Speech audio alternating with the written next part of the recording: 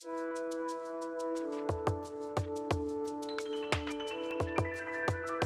writing of Quadratus is probably the earliest text dedicated to explaining and defending the Christian faith. As such, it's often considered the first Christian apology. Here, apology is a literary genre. Its name comes from the Greek word meaning a speech in defense. And those who defend the Christian faith are called Christian apologists. Unfortunately for us, with Quadratus' text, only one Greek sentence has survived, but that one sentence is packed with significance.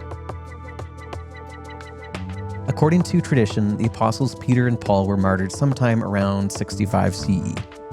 In the 2nd century, as Christianity continued to grow across the Roman Empire, anti-Christian misunderstandings, rumors, and slander grew with it, and the risk of martyrdom remained.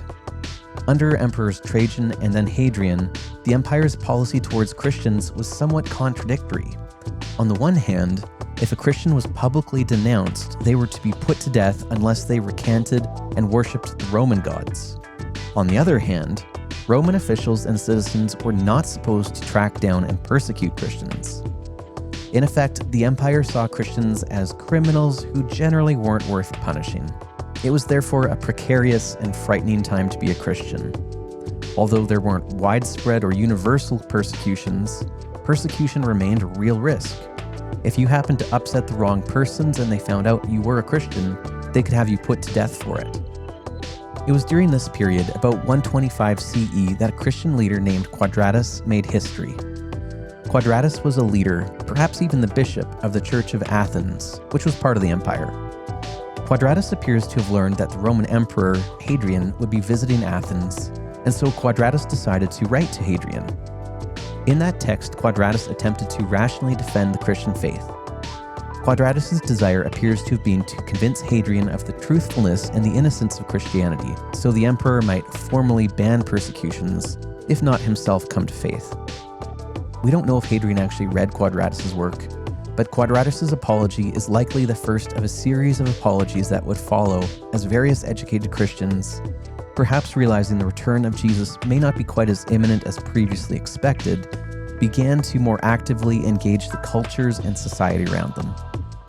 Quadratus' apology marks the start of the period from 130 to 180 that's sometimes called the Age of the Apologists.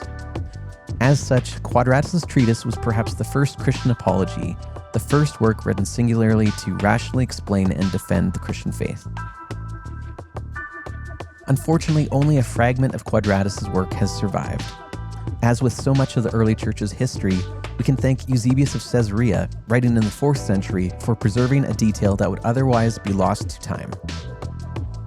After Trajan had reigned for 19.5 years, Aelius Hadrian became his successor in the empire. To him, Quadratus addressed a discourse containing an apology for our religion, because certain wicked men had attempted to trouble the Christians. The work is still in the hands of a great many of the brethren, and furnishes clear proofs of the man's understanding and of his apostolic orthodoxy. He himself reveals the early date at which he lived in the following words: "But the works of our Savior were always present, for they were genuine, those that were healed and those that were raised from the dead, who were seen not only when they were healed and when they were raised, but were also always present, and not merely while the Savior was on earth, but also after his death. They were alive for quite a while, so that some of them lived even to our day." Such then was Quadratus. In this fragment of Quadratus' apology, Quadratus attempts to defend the legitimacy of the Christian faith by providing evidence to support the genuineness of Jesus' miracles. Quadratus states that the healings performed by Jesus were not illusions or even just temporary miracles. Rather, the effect of these healings persisted. People that were healed or raised from the dead were not seen for a moment, but they were always present. Even after the death of Jesus, the effect of these miracles remained. People who had been healed by Jesus remained healed, presumably for the duration of their normal lives. The last phrase, quote, "so that some of them lived even to our day," end quote, is as ambiguous in the Greek as it is in the English. It literally says, "so that some of them reached even to our time." This could mean that some healed people were alive either at the time Quadratus wrote the Apology or at the beginning of Quadratus and Hadrian's lifetimes. The The former is possible, but unlikely. If some of the healed people were infants around 33 CE when Jesus healed them, it's possible they were still alive, but they would now be about 92 years old. It seems more likely that Quadratus means they were still alive during part of his lifetime. Both options raise an interesting question. Had Quadratus himself personally met any of these people? Unfortunately, the fragment gives no indication. But whether Quadratus had met these people or not, these people's communities would have been aware of the miracles, and they could have seen the effect of the miracles for themselves for many years.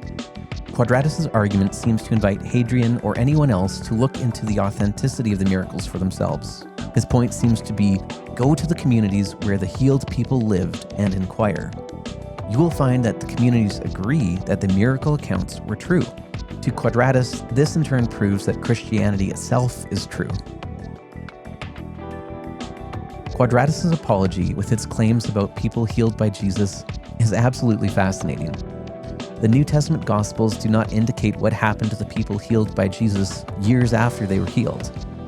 Quadratus gives new details.